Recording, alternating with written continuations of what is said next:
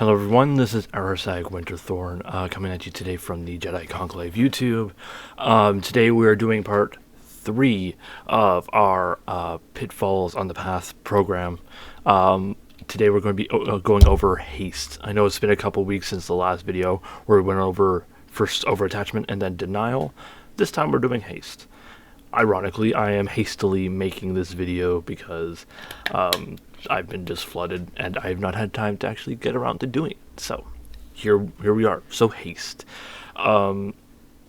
Haste is defined by us as acting too soon, shows a lack of restraint, and can lead to missed details. Moving in haste can often be more dangerous than not moving at all. Practicing restraint you practice restraint to avoid this pitfall. We'll be doing another series that goes over the characteristics of Jedi, and restraint would be one of them. So now haste is one of my personal strongest pitfalls. I like things to be done. I don't like actually like getting things, like working towards things, getting things like worked on. But actually, like I enjoy having things done. When I was going through college, I always had my projects done ahead of time, and people knew that, and then they would use what I did to, like, get ahead. I was one of those people that was always the person in the group project that did all the work. So it's important, though, to not be hasty about it, because if I rush through things, what would happen? I wouldn't do what I was working on to the best of my abilities. So as a result, I need to practice restraint. Now, how can one practice restraint against such a pitfall? One way would be put time frames down. Be like, okay, I want to do this on this day, this on this day, this on this day, and like drag out the process ever so slightly, not purposefully, but to ensure that you're dedicating the appropriate amount of time to each part. You want to ensure that you are doing it properly. So you will set down time frames to make sure that you aren't rushing ahead and just trying to get the finished product out when you haven't even started your rough draft. Then it's important to also monitor things as they go through. This is to make sure that you don't end up being like, okay, well, I finished that one, I'm going to go ahead and do the next part, but you really haven't finished the last one. You rushed through it, you were hasty to get to the second part, which maybe it's because the second part's more fun, maybe it's more your forte, and the first part just wasn't. I know a lot of people struggle with that. They just, it's like, oh, I gotta go do my workout, so I'm just gonna get through it so I can go back to doing what I enjoy doing. And there's really no shame in that, but it is something that you have to be aware of. So, imagine it like climbing a rock face. If you're not moving, you're still okay. Like, this isn't stagnation so much. You're stopping and you're looking ahead and being like, okay, where are we going to go next? You are now in a safe position. You've stopped moving, you're in a safe position. You could rush ahead, but you may end up painting yourself into a corner. You may be like, there's nowhere to go up from here. And now, like, because people who've done rock climbing realize that going down sometimes is a lot harder than going back up, especially if you're doing sheer face, like no harness that you could just rappel down. It's harder to reach down than it is to go back up. So you don't want to paint yourself into a corner and regret your position later. You may need to backtrack, or worse, your foothold could become bad and you could fall. You may have to think where you are and where you will be in 10 steps. You don't want to rush to be where you want. You're thinking about being in 10 steps, but you want to sort of be mindful of where you're going to be in 10 steps if you continue down your current path, your current trajectory. But you also don't want to completely stop moving. It's fine to take a break and be like, okay, like, let's plan things out. It's very wise even to take such a break. However, to just stop and be like, okay, cool, let's make camp. That's stagnation. That's another pitfall that we will be going into in another video. You'll eventually grow tired of hanging onto the wall, and your arms will grow dead. It'll become harder to go forward again. And it is, with many things, a balance of moving forward, but knowing when to hold yourself back. You could, like, rushing ahead is probably not a great idea, but stopping for too long is also not a good idea. You want to pace yourself. You want to know what you are capable of, and you want to be mindful of the present moment, but also how your current actions will affect future moments. So haste may not only hurt oneself, but this is why one should be doubly cautious about rushing forward. Example. Now, this is still a little bit a little controversial. The news branch, TMZ, when the whole Kobe helicopter accident had happened, they were hasty. They saw an opportunity to present news that nobody else was reporting. Now, why was nobody else reporting this? Other people saw it. Other people knew of it. The wife was not yet told. She found out because TMZ published that article about his death before she had been told. And as a result, she learned about her husband's and child's death through a news outlet. And that is horrific.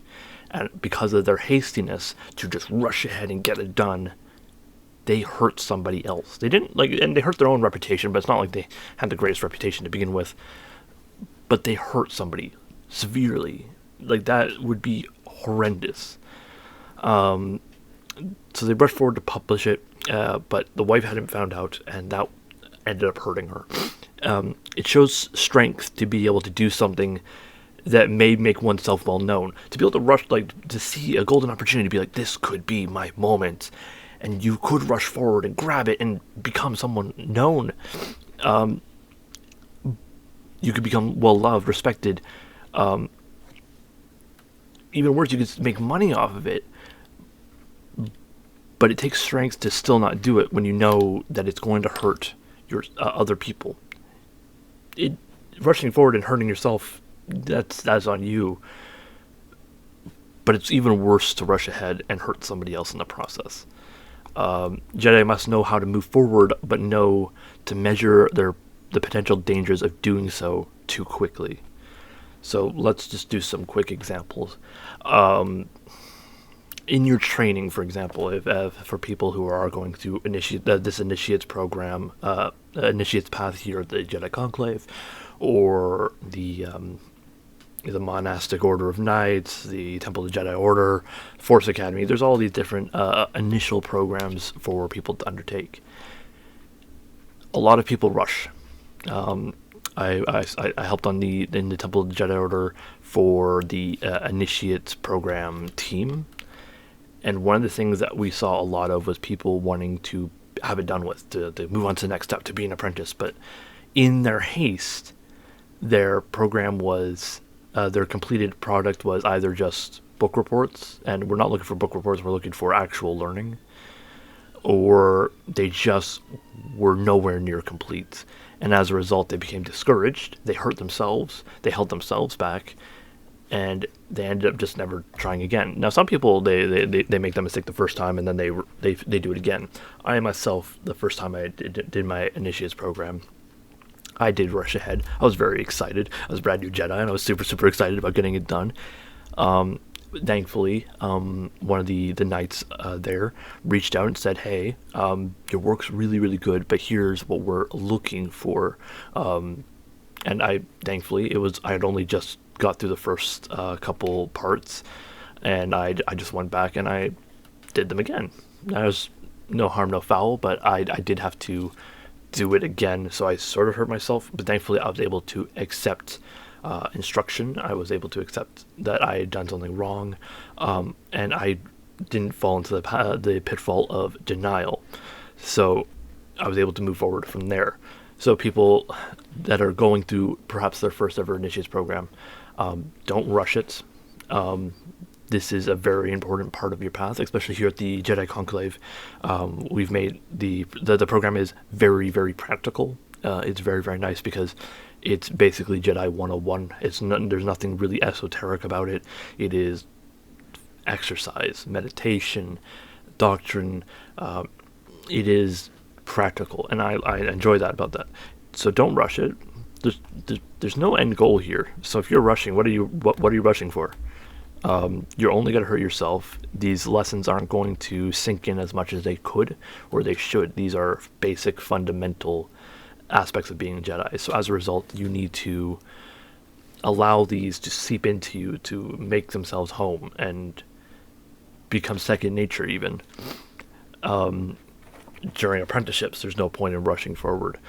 You've already become an apprentice. That's already great. And then becoming a knight, sometimes you'll see people, like, they'll become a knight and they'll like, ooh, what's next? I want to become a master, or I want to become a grandmaster, or whatever. There's no rushing this path. You could become a grandmaster and still realize there's a 1,000 million things that you could learn. And you could realize in your haste to get all the way up there, you've allowed your fundamentals to grow rusty. These basic things, basic doctrine, basic practices, just as meditation. Sometimes I know I let my meditation practice slip a little bit, and then I'll realize, oh, goodness gracious, it's been a week since I last meditated. Okay, cool. Let's get back onto that and get back to it. It's easy to let these things slip. So you need to be aware of how sometimes in your haste you're forgetting something very, very important. A perfect example for today's day and age, because it's 2020. Sometimes in my haste to go to work, I will rush out of the house. I'll be hasty. I'll get all the way down the street. I will stop, and I'll realize I do not have my mask. And then I have to go all the way back home, do the whole walk of shame past all the houses, go back into my house where all my family's like, ooh, that was a short shift. And then I have to go upstairs, grab my mask, and then go back downstairs and go right back out. It doesn't take long, but if I had stopped for a little bit, assessed what I had on me, and been like, what do I need? What am I missing? I could have been twice as far to work rather than back at step one. So it sounds like a very simple pitfall. It sounds like this is something that should be second nature, but I've been surprised. A lot of people want to rush. This being a community, a very diasporic community that is largely internet-based, one of the things that we see very often is people commenting too quickly. You'll see these threads that get very heated because one side will be, they just want to say the next thing, and they're not reading what the person they're conversing with. They view it as an argument. In their haste, they view discussion as a fight. When there is no fight, we're all Jedi here. There's no reason for us to be fighting. We are learning and discussing. Yes, sometimes people are just in the wrong. Some people will say something that is completely against everything that Jedi stand for and try to defend it to the bitter end. And cool, that's your belief, but sometimes it's not a Jedi belief. And in such instances, one must accept that they're not correct for believing such things, like death penalty. Jedi do not support the death penalty. I may joke, I may joke about guillotines and stuff like that, but it's not literal. Like, I would rather see everybody live to a ripe old age and everybody be happy. But we live in a very harsh world. We live in a very gray world where not everything is very clean cut, and there has to be a more subtle yet overarching program to fix the problems that we are looking at. But it's fun to say, hey, let's put a guillotine out in the town center just to shake up the bourgeoisie, all that. But to actually make that as a stance, like, oh, yeah, support the death penalty, blah, blah, blah. Jedi don't believe that. I'm going off on a tangent here. Where am I going? Well, I have a bit of a script, but I'm over with it. I'm just going off my head now. So yeah, where was I? So diasporic internet community, being the Jedi community. Some people, you'll see them commenting at a mile a minute. And that's very hasty. They're not taking the time to read what the person they're discussing with is saying, and as a result, they are commenting on what they believe the person to be saying rather than what they are saying. They're not taking time to understand, to apply the knowledge that they have acquired over the years as well, and then distill it down through the wisdom, the practical the practical application of knowledge. And as a result, they become very hasty, and the conversations devolve. It happens. There could be a whole host of things behind the scenes that we don't see. Maybe, especially it's 2020, people. If you aren't aware, the world's on fire. There's a international pandemic. People are dying. There's like, do we forget about the aliens and the murder hornets? Like, just for some reason, there's just so much going on that just ended up being a filler episode of 2020. There's so much going on, and it wears on people. It's like there's so much information, and it just tears down people. It wears them down, and as a result, they just don't have the energy to actually dedicate to being in a conversation. And as a result, they end up just wanting to get the conversation over with, and they just end up being very irritable, and irritability can often lead to being hasty. In times like that, knowing when to measure your spoons, if you're not familiar with spoon theory, I recommend it. It's helped me a lot to understand what I should say yes to, because I used to be such a yes man, but now I'll be like, no, I can't do that, and I don't want to do that, and I do not have the energy to do that. You want this done properly, find somebody who has the energy to do it. And as a result, I've been able to do my work better.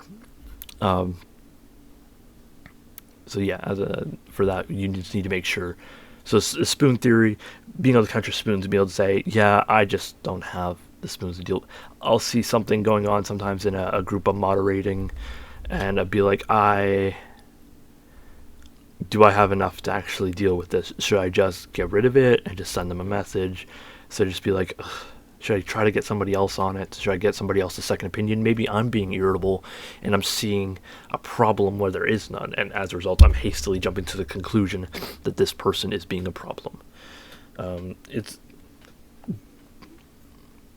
It's such a simple pitfall, but that's why so many people fall into it. It's as simple as that. So in the name of not rambling on for an hour, we're now at the just about 17-minute marker. Yeah, that's been Haste. So again, Haste is acting too soon and showing a lack of restraint that can lead to missed details. Moving in haste can often be more dangerous than not moving at all. Practice restraint to avoid this pitfall. That is essentially our definition of haste here at the Jedi Conclave. This is just my perspective on the pitfall. This could be used if you are new to the Jedi Conclave and you're just trying to figure out where to start when doing this part of the Initiate's path.